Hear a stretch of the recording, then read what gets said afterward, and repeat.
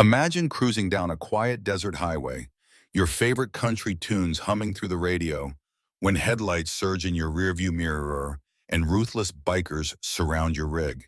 That's exactly what happens to Mia, a seemingly ordinary truck driver who carries an extraordinary secret. Ambushed by the Steel Reapers, a fearsome biker gang, she fights back with skills honed by a past life as a Delta Force operative. The resulting showdown is a high-octane clash of goals, echoing the heroics of classic American legends. Curious about how this epic battle unfolds and whether Mia can protect the close-knit community at Buckaroo's last stand from total destruction? You won't want to miss a single twist or turn.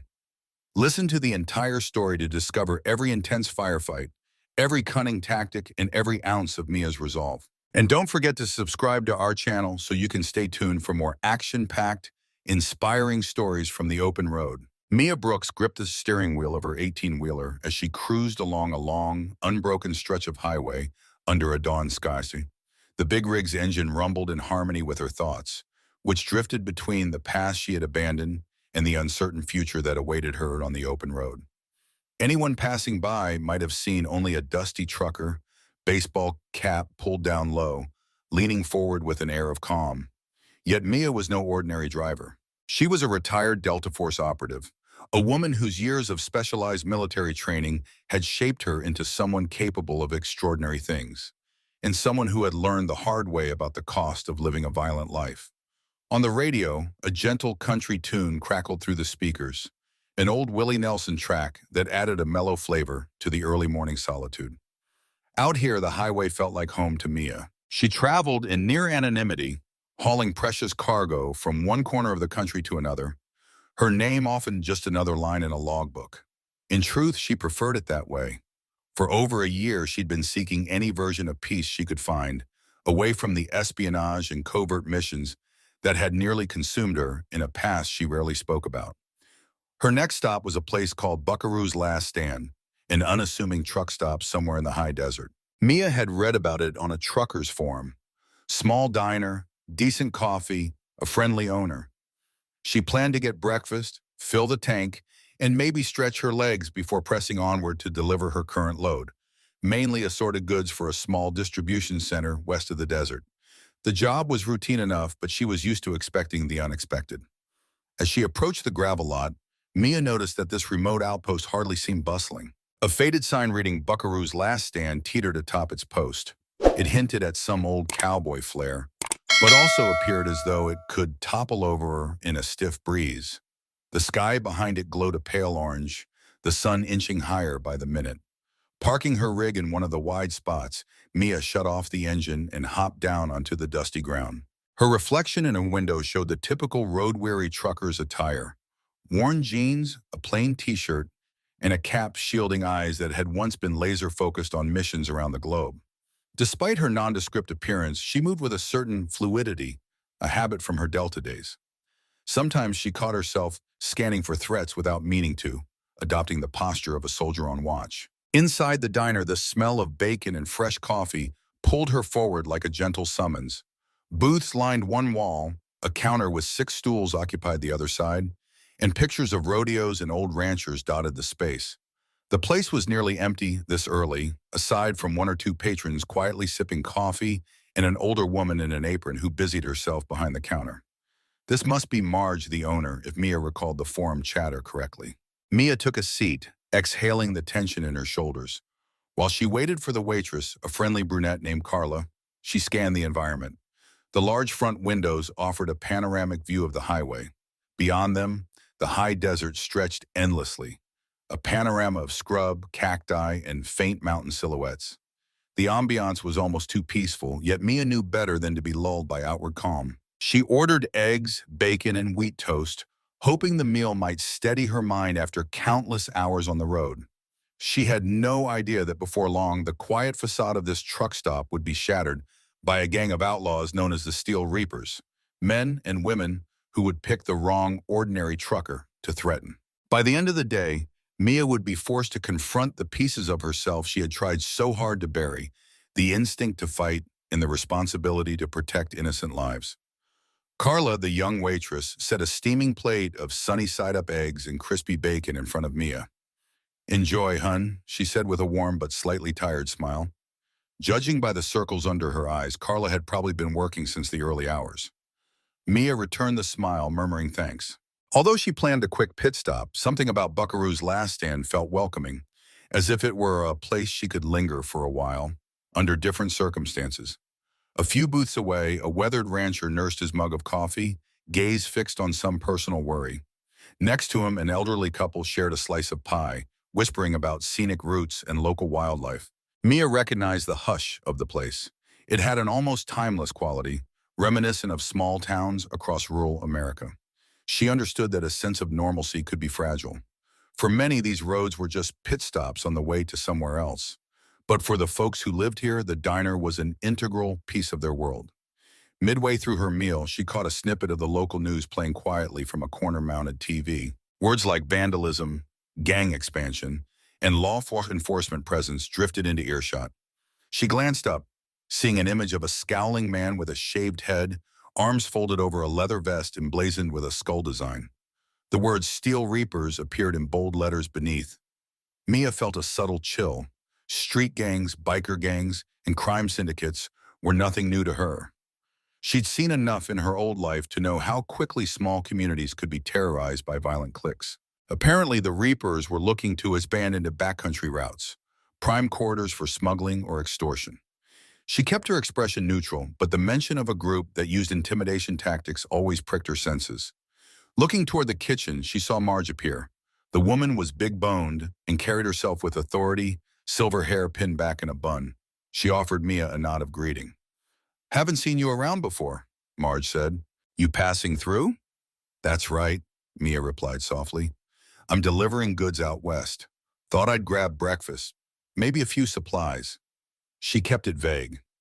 Over the years, she'd learned never to broadcast too much, especially in uncertain territory. Friendliness aside, the fewer people who knew her details, the better. Marge gave a measured nod. "Well, you're welcome here. Just watch out on these roads. We've heard tales of some bikers hassling truckers, trying to extort protection fees. The sheriff says they're a local gang, the Steel Reapers." Carla hovered nearby, anxious. "They came through last month, asked if we'd like a security arrangement. Marge told them where they could stuff it, but it left everyone uneasy." Mia's stomach tightened. She had hoped to enjoy the anonymity of a simple meal before continuing on. But the prospect of a gang threatening small businesses made her blood stir in ways she found hard to suppress. The soldier in her wanted to help. The trucker in her insisted she keep a low profile.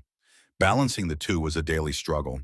Despite her outward calm, she felt a slight pang of worry for these people. She forced a gentle smile, finishing her food. "I'll be careful," she said. "Thanks for the warning." She settled the bill, tipped generously, and promised to be back for coffee when she gassed up. Returning to her rig, she did a quick inspection of the trailer's terraces and couplings. The wide desert horizon yawned before her. She had a schedule to keep. Yet an internal voice had nagged, "If trouble is stirring, will you just drive away?" She had left the army to avoid perpetual confrontations, but it seemed conflict had a knack for finding her. Without further lingering, Mia started the engine and pulled onto the highway. The desert sun rose higher, gradually burning off the cool of morning. She told herself the Reapers were just another gang, one that law enforcement would eventually handle. She told herself she had no mandate, no standing orders to intervene in local disputes. But old instincts wouldn't quiet so easily. On every side, wide spaces and towering mesas reminded her of the harsh environment where small injustices could go unnoticed. She turned up the radio to distract herself with classic country tunes. The road stretched ahead, unbroken, promising miles of solitude. It was only an hour later, near an abandoned farmhouse, that she spotted the first sign of trouble. 3 motorcycles pulled off to the side of the highway. One rider stood waving both arms at approaching traffic as though in distress.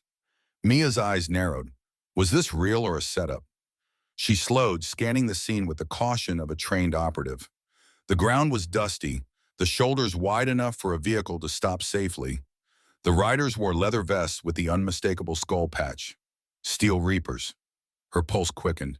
She considered driving on, ignoring them. But what if someone else stopped and got ambushed?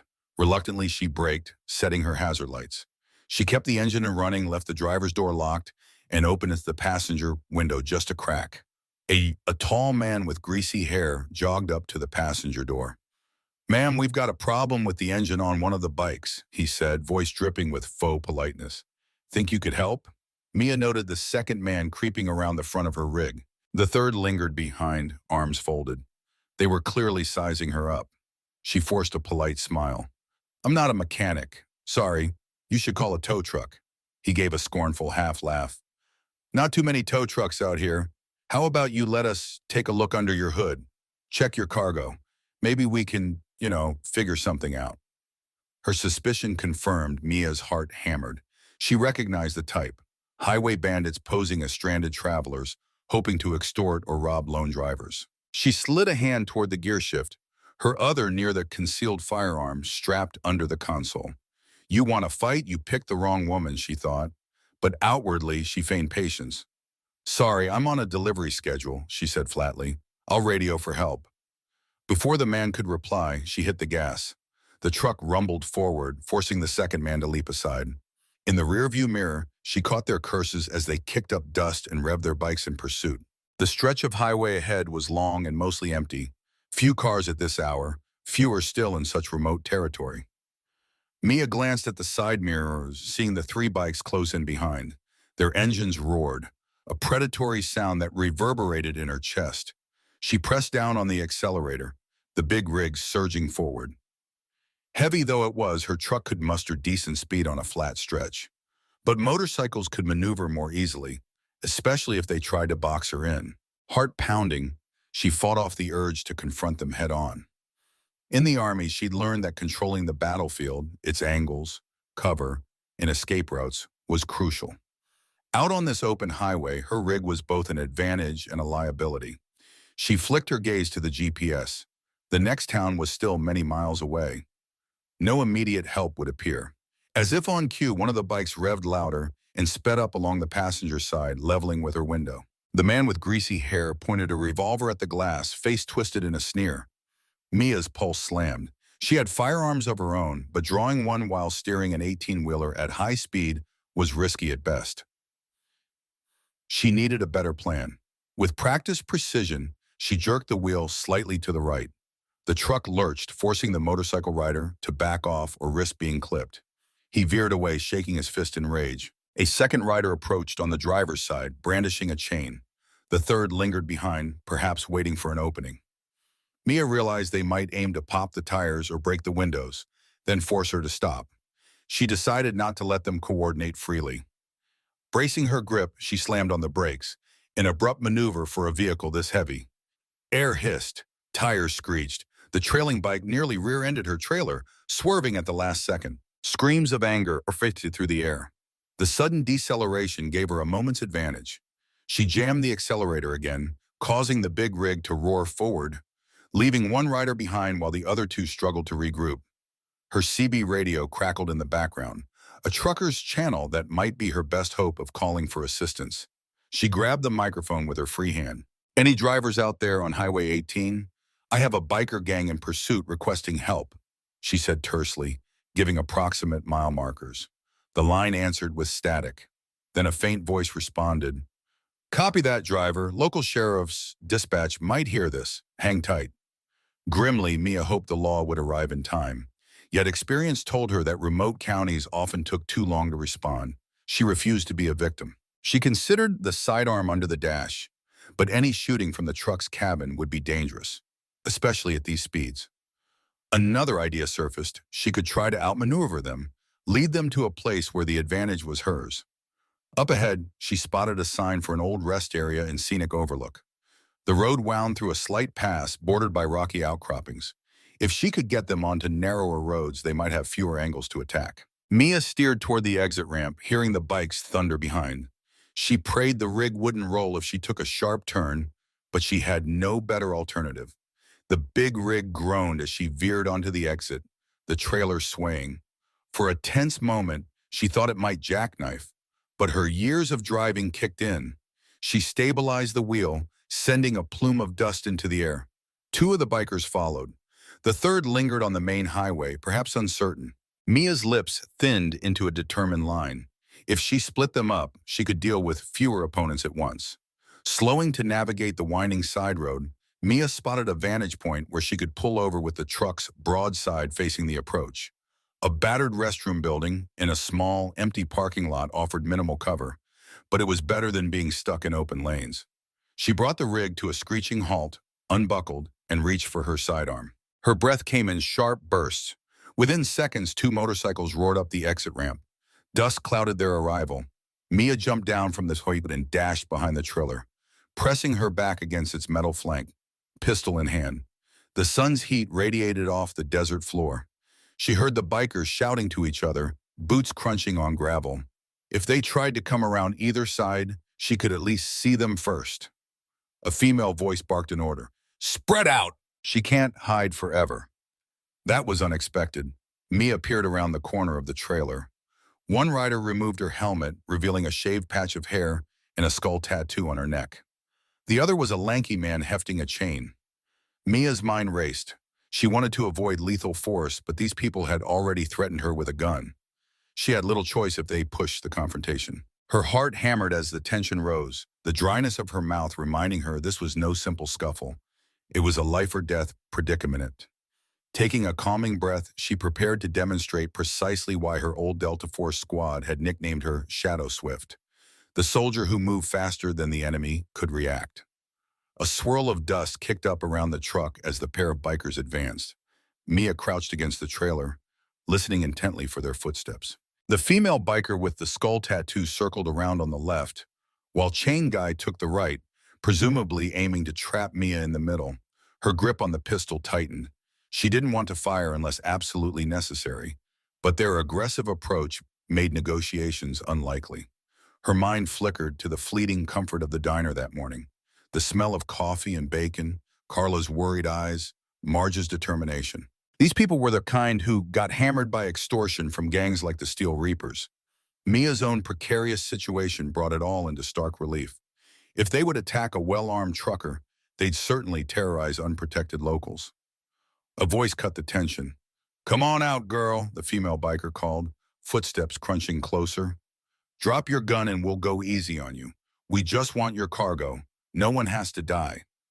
Mia's jaw clenched. She recognized a standard intimidation tactic. "Thanks for the offer," she called back, voice steady, "but I'll pass." Shifting her stance, she recalled close-quarters drills from her service years. If one of them rounded the corner unprepared, she'd have an immediate advantage. Chain Guy's voice echoed from the other side. "Don't be stupid. We'll tear open that trailer and see what's worth taking. Could be you in there for all we care." A nasty laugh punctuated his words. Anxiety flared in Mia's chest, but she let training override it. She slid along the trailer's side, picking out a vantage point under the rig. The gap between the wheels gave her a partial line of sight to the open parking area. She glimpsed the woman's boots. The chain-wielding man was out of view, presumably around the far corner. Suddenly, the woman lunged around the trailer, pistol drawn. Mia reacted instantly, rolling into a crouch. A single shot rang out, popping the dust at Mia's feet. She responded with two shots aimed low. The biker shouted and dropped to a knee. Her thigh grazed. Mia cursed under her breath. This was the lethal dance she wanted to avoid. But survival took precedence. A chain rattled. Mia twisted just in time to see the second attacker appear from behind, swinging his metal links with fierce momentum. She ducked, the chain whipping above her head, slamming into the trailer with a metallic clang. Before he could recover, Mia drove her elbow into his ribs. He staggered back. She capitalized on the moment by kicking his knee, forcing him down. But the female biker wasn't finished. Despite her wounded leg, she fired again. The bullet grazed the side of Mia's trailer with a shriek of metal. Mia dove for cover, hitting the gravel with a grunt. Chain Guy snarled, lunging with surprising agility. He managed to grab Mia's left arm and yank her downward, his face twisted with rage. Pain blossomed in her shoulder, but Mia responded with a swift strike to his throat. He gagged, releasing her. She swung her pistol up, pressing it to his chest. "Don't," she hissed, voice cold as steel. He froze, chain dropping from his fingers. Over his shoulder, Mia spotted the female biker trying to aim, grimacing from the leg wound. Mia whipped the pistol's butt around, smashing it into Chain Guy's temple. He collapsed with a moan. She spun to the woman, gun raised. "Throw your weapon aside," Mia ordered. The biker, breathing hard, let her pistol clatter to the ground, hand pressed to her bleeding thigh. Fury and pain mixed in her eyes. The tension crackled. Mia's heart pounded. She felt the old soldier's reflex to finish the threat, but she took a breath. "Don't move," she said, snatching a zip tie from the truck's side box. While keeping her gun leveled, she forced the woman's hands behind her back, binding her tight. Chain Guy lay unconscious. The woman clenched her teeth, sweat shining on her forehead. "If you think you can mess with the Steel Reapers and drive off, you're dead wrong. Others will find you," she spat. Mia just shook her head. "That's for later," she muttered, checking for any more hidden weapons on the woman. This was a far cry from the incognito trucker life she'd planned. The roar of another engine jolted her. She flattened herself against the trailer, pistol at the ready, but it was just a battered pickup with two ranchers inside, apparently drawn by the commotion. They skidded to a stop, eyes wide at the sight of an unconscious man and a tied-up woman. "Easy," Mia called, raising a free hand. "These bikers attacked me. Could you contact the sheriff or ambulance? She's hurt." One of the ranchers, a stocky older man, fumbled for his phone, stepping away to make the call. The other peered at Mia with a mixture of awe and caution. "You do that all by yourself?" he asked. Mia's lip tightened. "They didn't give me a choice." She refrained from elaborating on her background, but she could see questions forming in his mind. Within minutes, local law enforcement arrived, two sheriff's deputies in a dusty cruiser. They quickly took charge of the scene, calling for medical help for the wounded biker. Mia answered their questions with a calm efficiency that belied the adrenaline coursing through her veins. The story was simple on its surface. Trucker attacked by highway bandits, forced to defend herself. She offered up the weapons taken from the bikers, and the deputies noted her statements. Chain Guy remained out cold, eventually revived by paramedics. The woman was loaded onto a stretcher, cursing under her breath. One deputy, a lean man with kind eyes named Russell, pulled Mia aside. "You okay? That was quite a stunt out here. If you'd been less prepared—" He left the thought unfinished. "I was lucky," she replied carefully. She had no intention of revealing her Delta Force history, just a matter of self-defense. Russell studied her for a moment, suspicious but also grateful. "Well, I can't say I'm sorry these two are off the road. The Steel Reapers have been a plague lately. Vandalism, intimidation. We'll hold them overnight, see if we can charge them with assault." Mia nodded, relief warring with caution. Two of the Reapers were in custody, but the ringleaders were still free. As more people arrived, paramedics, a tow truck for the motorcycles, Mia's gaze drifted across the desert. She wondered what the Reapers' next move would be, and if she'd be forced to cross paths with them again. Deep down, she suspected she hadn't seen the last of their brand of violence. By the time Mia returned to the main highway, the sun was beating down from a cloudless sky, intensifying the dryness of the desert air. The confrontation still weighed on her mind. Every nerve felt hyper-alert, as if expecting more bikers to burst out from the horizon. She kept her speed steady, scanning for signs of trailing motorcycles, but the rest of the drive to her drop-off remained uneventful. That evening, she arrived at a modest distribution center on the outskirts of a small city. Warehouses lined a strip of cracked asphalt, sodium lights flickering overhead. After finalizing paperwork and watching the cargo unload, she found herself suddenly free. The job was done, yet she couldn't shake her lingering anxiety. Normally, she would fuel up, find a trucker's motel, and plan her next route. But an itch of concern nagged at her. What if the Reapers target Buckaroo's last stand next? Marge and Carla were left unprotected. This whole region seemed vulnerable. She called up a local motel, booking a room for the night under a carefully guarded alias. Habits she'd acquired after leaving the army. The space was cramped and smelled of stale cigarettes, but she barely noticed. Flipping on the small TV, she switched to local news, searching for any mention of the Steel Reapers. Indeed, a brief segment covered the arrest of two gang members on Highway 18, referencing a heroic truck driver who defended herself. Mia cringed at the attention. She preferred staying under the radar. The segment ended with speculation that the gang might retaliate. The anchor's words mirrored Mia's worries. Unable to rest, she opened her laptop and typed a few quick searches about the Steel Reapers. Most news stories were local. References to burglary, extortion, and scattered violent incidents appeared. The group seemed to operate in cells or chapters, each controlling a patch of territory. Hawks, a man rumored to be the local leader, was said to be ruthless, someone who had united smaller outlaw pockets under one banner. The name spiked Mia's tension. Her phone buzzed, startling her. An unknown number. She hesitated before answering. "Hello?" A soft voice whispered. "Mia Brooks?" She froze. Hardly anyone outside her trucking circles knew that name. "Who's this?" she asked, suspicious. "It's Carla from Buckaroo's. Marge gave me this number off your diner receipt. Hope that's okay." Her words rushed, tinged with fear. "Look, those bikers came by earlier, asking if we'd seen a female trucker. We didn't tell them anything, but they threatened us. We're worried. We're not sure who else to call." A wave of regret washed over Mia. She should have anticipated that the Reapers, furious about losing two members, would hunt down the truck driver responsible. "I'm sorry, I never meant to drag you into this." Carla's voice trembled. "It's not your fault. They've been pushing folks here for months. Now they're more aggressive. Marge wanted me to call and warn you.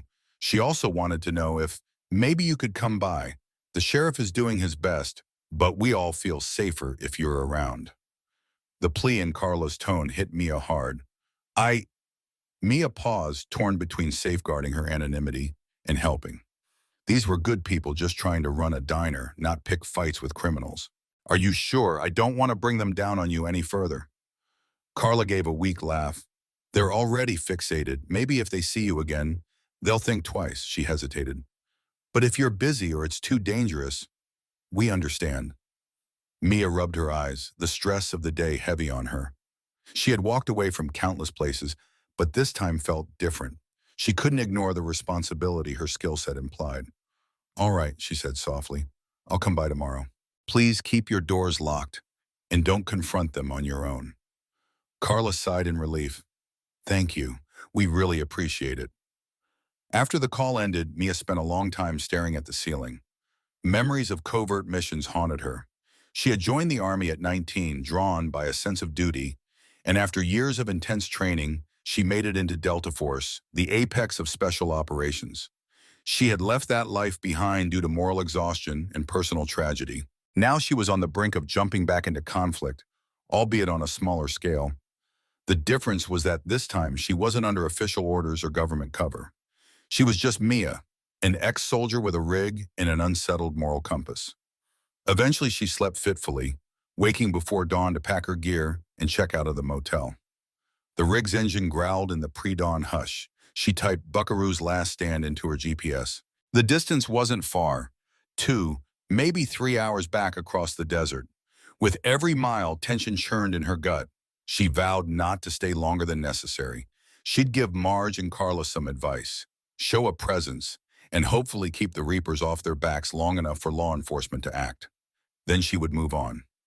Yet deep inside, she suspected that once trouble called, her conscience wouldn't let her do anything less than see it through. When Mia rolled into the gravel lot of Buckaroo's last stand later that morning, she sensed the atmosphere had shifted. The diner's windows still carried cheerful advertisements for homemade pies and bottomless coffee, but the tension in the air was palpable.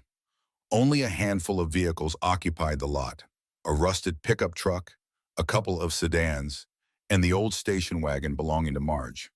Mia parked her rig in a spot that allowed a wide view of the road. Inside, she found Carla near the counter, fidgeting with a dish rag as if trying to wring out her anxiety. At the sight of Mia, her expression brightened with relief.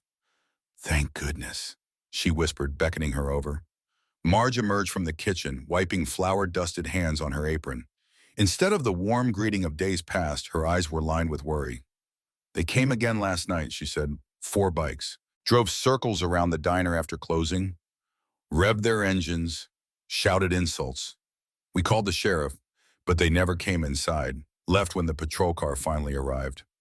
Carla chimed in. "Sheriff Russell said they can't arrest them if they're just circling around. No direct threat, apparently. But we know it's intimidation, just a matter of time before they do something worse." Mia sighed. Has anyone else in the area been hit? Sometimes these gangs pick multiple targets to scare people into compliance. Marge nodded, face grim. Yes, a small ranch 5 miles from here. They broke fences, stole a generator. Another store up the highway got its window smashed.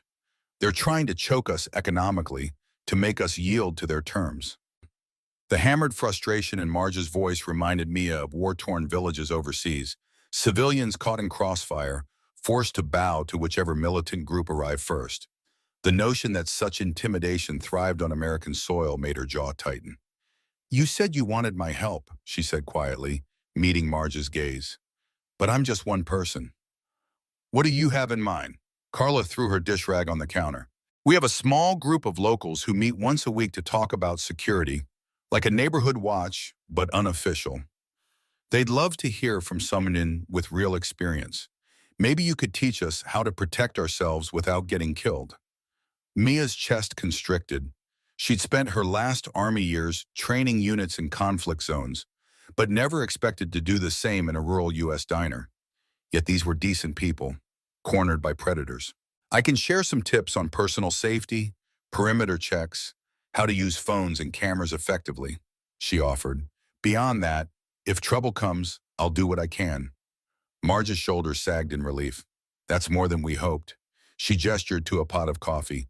At least let me feed you. Then we'll introduce you to some folks. Over the next hour, a few ranchers and a store owner trickled into the diner. Word spread that the lady trucker who had bested 2 reapers on the highway was here. Mia tried to be modest, but her reputation had grown.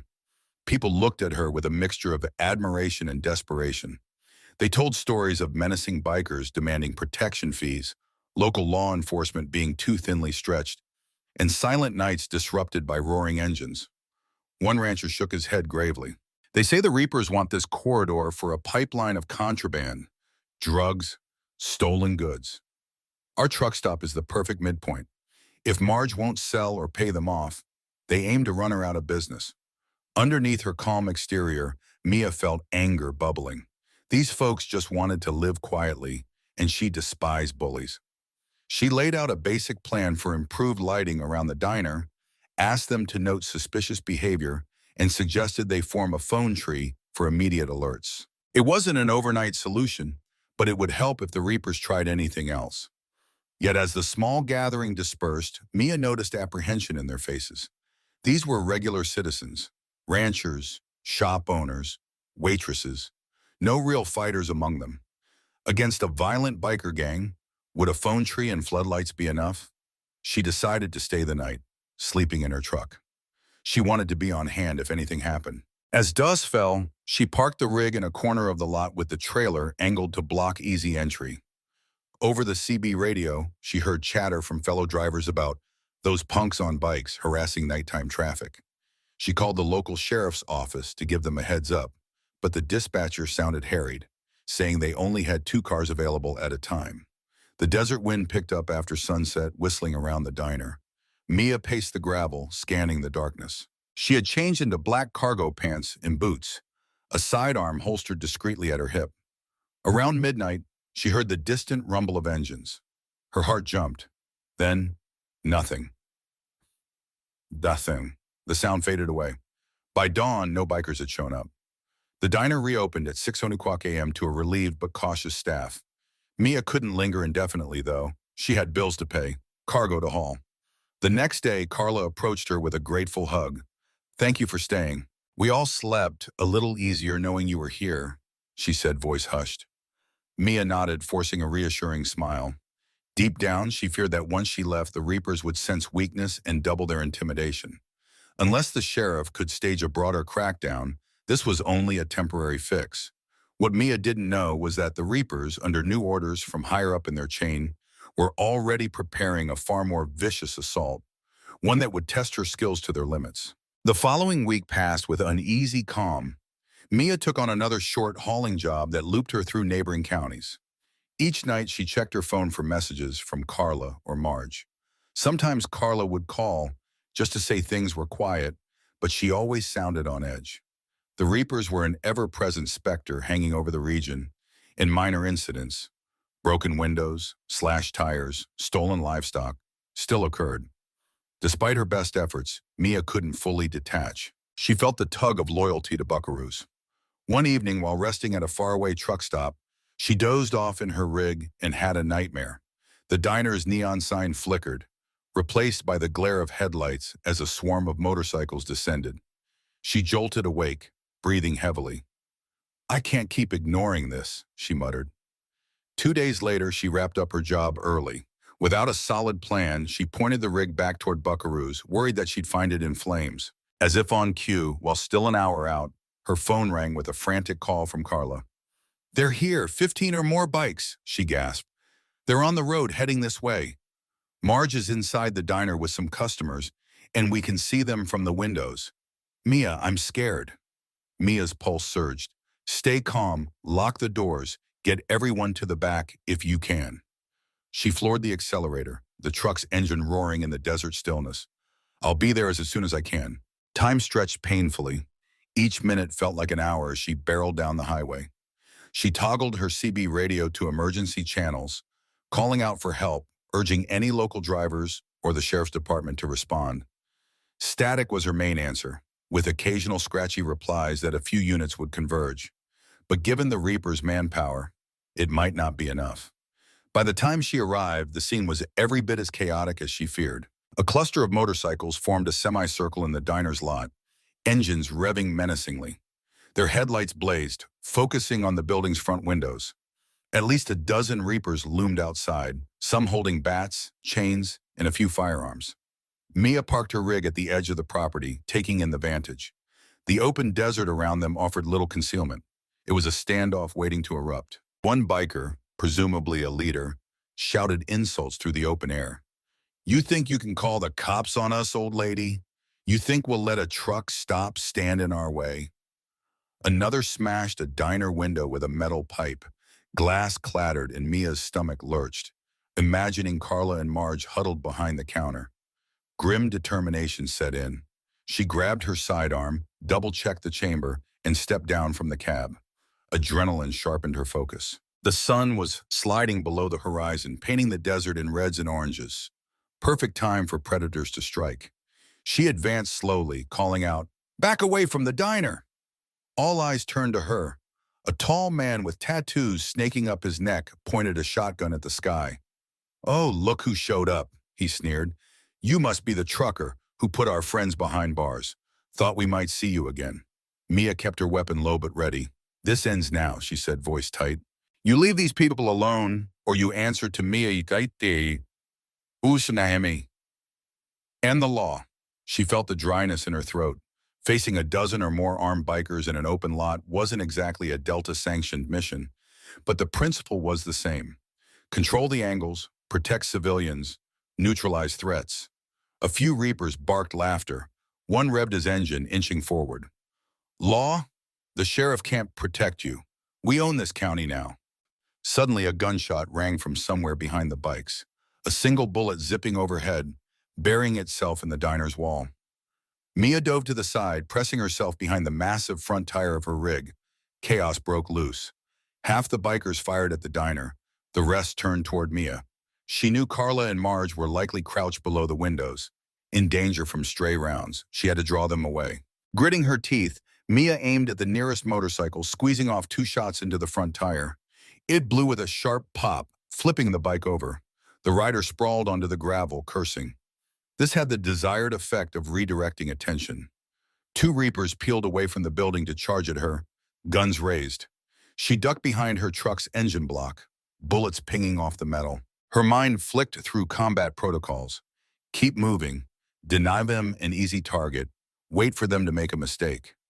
She popped up, fired at one attacker's feet, forcing him to scramble behind a fallen bike for cover. Meanwhile, the tall man with the shotgun roared, "Take her alive if you can. Boss wants a word." The command sent a chill down Mia's spine. She had no intention of being taken. She returned fire, adrenaline surging, every muscle taut. This was no simple robbery. This was an organized strike. Sirens wailed in the distance, barely audible. Perhaps the sheriff's department was inbound, but they might still be minutes away. She had to hold out. She fired again, landing a shot in the shoulder of a Reaper who was taking aim at her. He dropped his weapon with a hiss of pain. In the corner of her vision, she saw a reaper near the diner's door, yanking the handle. The boarded sections from last week's fortifications held him back for the moment. Mia prayed no one inside was hurt. She willed herself to stay calm, scanning the dusty lot for options. If she could get closer to the diner's entrance, she might draw them into a crossfire with the incoming deputies. But that meant crossing open ground. "Cover me, Carla," she whispered, though Carla couldn't hear. She just hoped the folks inside might realize they could distract the bikers or at least keep them from breaching the diner. Steeling herself, she dashed from behind the rig to a nearby stack of pallets. More shots rang out. Gravel sprayed underfoot. The sun had nearly set, shadows lengthening, muzzle flashes momentarily blinding. Heart hammering, Mia recognized that she had stepped fully back into the battlefield. Her uniform might be gone, but the oath to protect never really left her. Mia pressed her back against the makeshift cover of wooden pallets, breath ragged. Dust clouds billowed, illuminated by stuttering headlights and the muzzle flare of gunfire. At least half the reapers were still scattered near the diner, but a handful had pinned her down, exchanging shots. Every second felt critical. Carla, Marge, and the customers inside were prime targets if the gang decided to force entry. Risking a quick glance, she identified one immediate threat. A reaper crouched behind a sedan, methodically firing in her direction.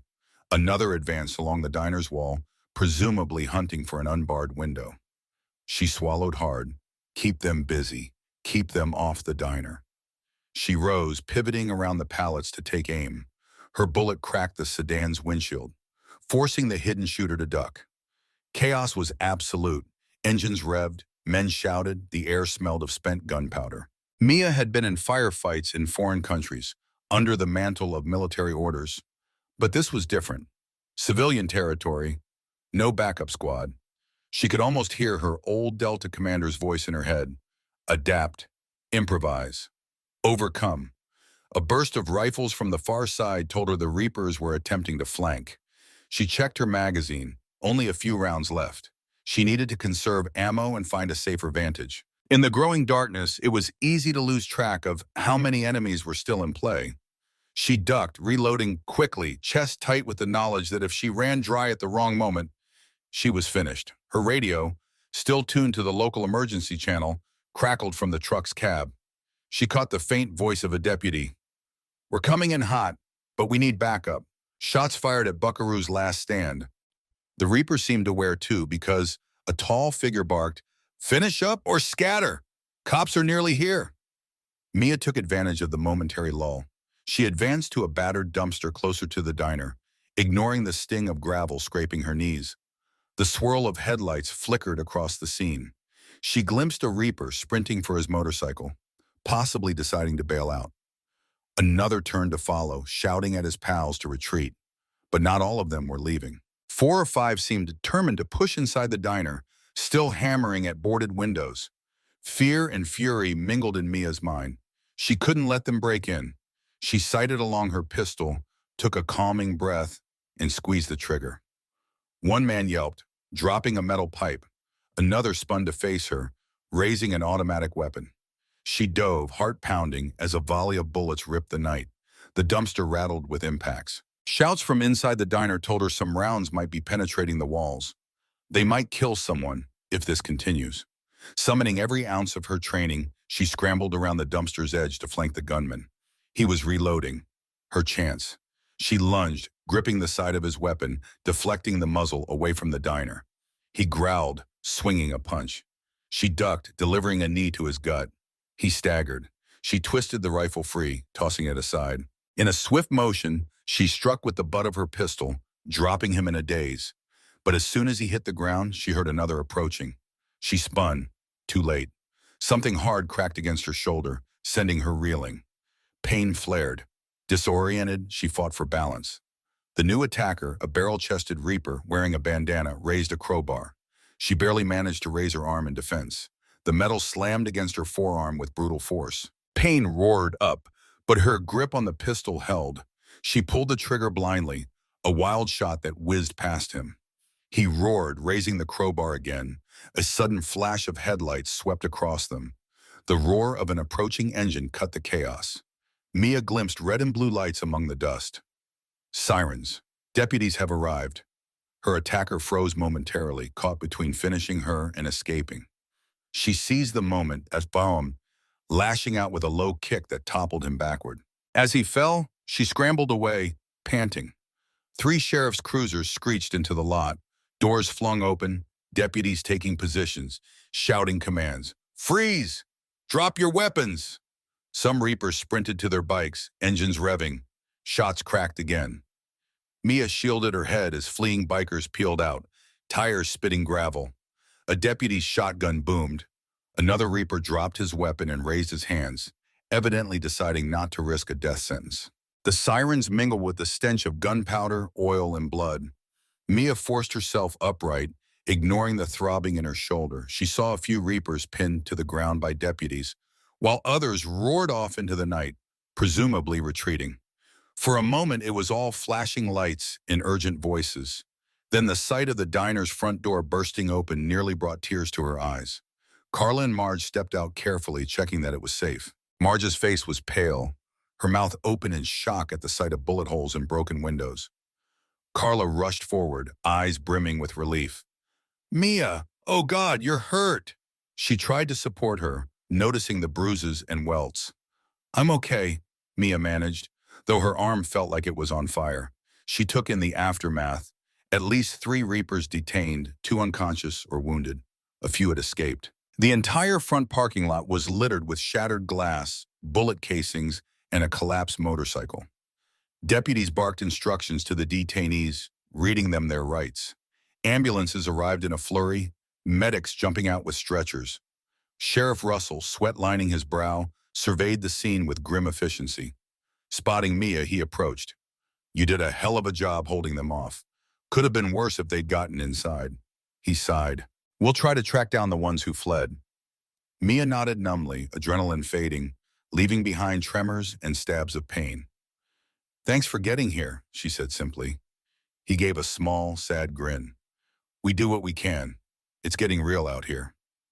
Paramedics coaxed Mia to sit on a stretcher, checking her for injuries. She insisted on walking, but they were firm. Carla stayed at her side, holding her hand in a silent show of gratitude.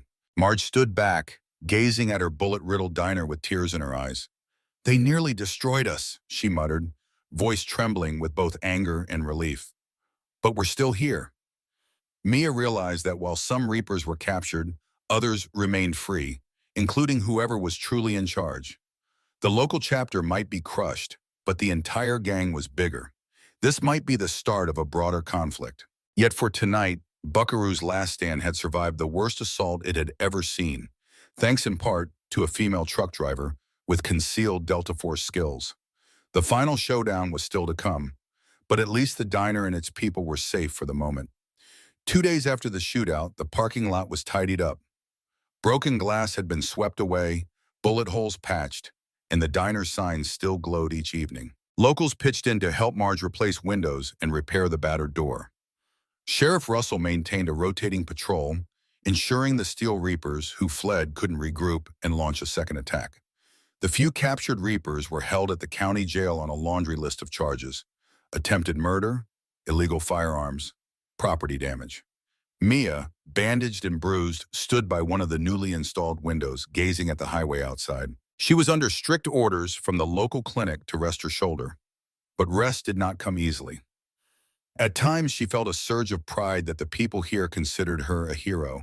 At other times, she felt the old ghosts of her army days, reminding her that no victory was ever permanent. Carla approached, offering a glass of iced tea. How are you feeling? She asked quietly, her eyes full of concern. Mia sighed, taking the drink. Better than yesterday. The doc says I'll need a couple of weeks before my arm is fully functional, but at least it's just bruises and sprains. Carla nodded. You saved our lives. Some of the Reapers who were caught are apparently trying to cut deals. The sheriff said a bigger bust might be in the works. Her tone held cautious hope. If the higher-ups in that gang get taken down, maybe we can finally breathe. Mia studied the empty lot, remembering the night it had swarmed with headlights and gunfire. I hope so, she said. These small towns shouldn't be battlegrounds. People deserve better. Over the next few hours, a slow trickle of customers arrived. Truckers, families, ranchers. Many gave Mia a respectful nod or a word of thanks. It felt strange being acknowledged so openly. She was more accustomed to covert praise, if any, during her Delta missions. A few neighbors even offered her baskets of homemade bread or gift cards as tokens of gratitude. She tried not to blush under the attention. That afternoon, Sheriff Russell dropped by to deliver some updates. He sat in a booth across from Mia, removing his hat. The three we have in custody aren't talking much, but it's enough for our county to request backup from the state police. They're rolling in next week to crack down on Reaper hideouts. He sipped a coffee, then eyed Mia seriously. They may want a statement from you, maybe more. Some folks suspect you have got specialized training. Mia stiffened. I just did what needed doing. She wasn't eager to open her entire military file for scrutiny. Being a discreet ex-Delta operator had helped her maintain a low profile. If the truth got out, it could complicate her life. Still, she recognized that a few questions were inevitable. Russell must have sensed her hesitation because he raised a placating hand. Don't worry. I told them you're just a tough trucker with above-average skills. They probably won't push it, especially if the case focuses on the gang's crimes. But I wanted to let you know and to say thanks again. Mia forced a small smile. I'm glad to help, as long as it means fewer innocent people get hurt. She took a breath. Any sign that they might return? His gaze flicked to the window. Not yet. We suspect some Reapers fled the state line or regrouped elsewhere. You and Buckaroos might remain targets if they want revenge. But that might diminish once we coordinate with the feds. Either way, we'll keep watch. After Russell left, Marge insisted on feeding Mia a hearty lunch of steak and potatoes. You need to keep up your strength, the older woman said firmly. I won't lose you to malnutrition after you survive those bikers. Despite the lighthearted tone, Mia heard the underlying gratitude. She ate appreciatively, the meal tasting like a return to normalcy. In between bites, she overheard customers chatting about the next steps, how folks plan to petition the county for better law enforcement funding, how the neighborhood watch would expand. Even a local volunteer militia had formed, though Mia politely recommended a safer, well-structured approach than vigilante action. She did, however, agree to do a brief firearms safety demonstration for those who insisted on carrying weapons to reduce the risk of accidental shootings. That evening, as the sun dipped low, the diner hosted a small gathering. Carla, Marge, a handful of local ranchers, and a few other supporters came to discuss the aftermath. Mia offered a subdued presence, not wanting to overshadow the community's efforts.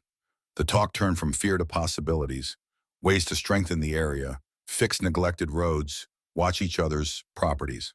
The old truck stop felt like the heart of a newly united region, no longer simply Buckaroo's last stand, but a symbol of resilience.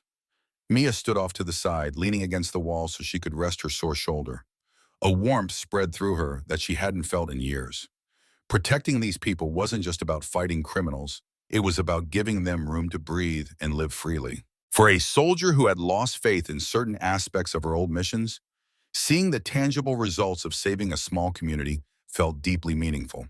Days passed, and the tension that once gripped Buckaroo's last stand began to ease, replaced by a cautious optimism.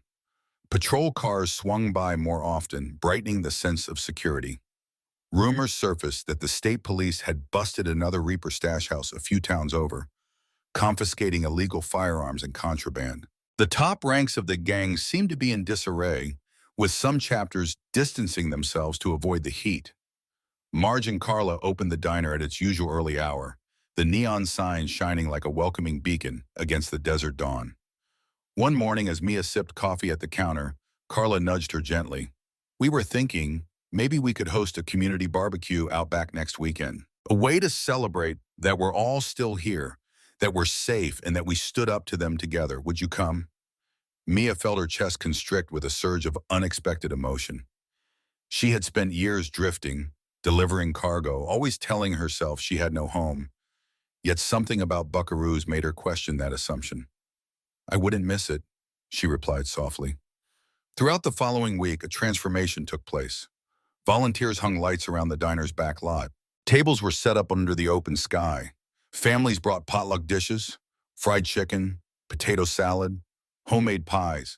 A local band offered to play country tunes.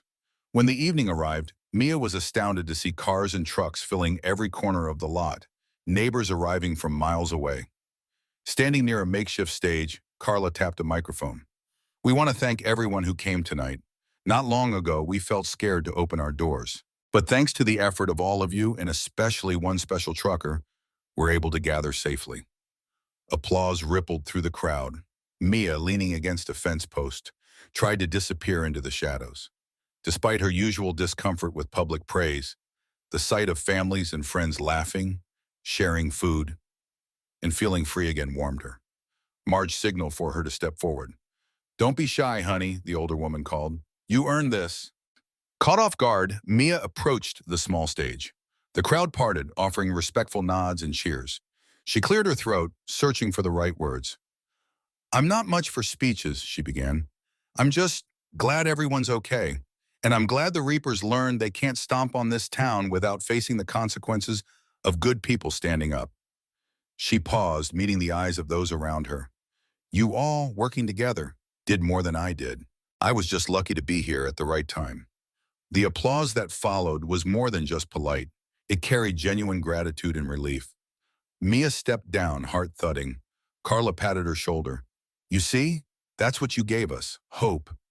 As the music started, couples spun in the dusty lot, dancing beneath strings of lights. Children chased each other around the parked trucks. Mia accepted a paper plate piled with barbecued ribs, her heart fuller than it had been in ages. Sheriff Russell stopped by with a grin. "Heard you might be staying in the area a while."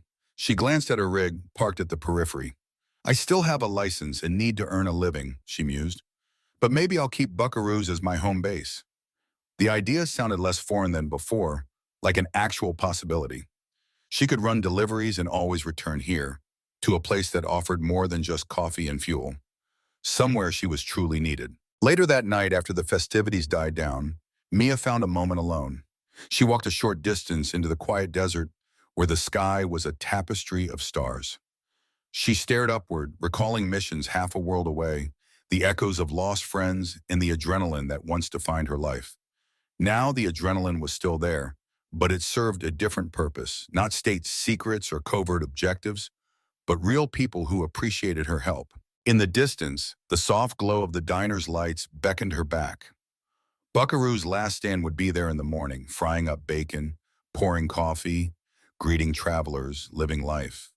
The Steel Reapers had tested their resolve, and though threats could arise again, this community had learned to stand strong.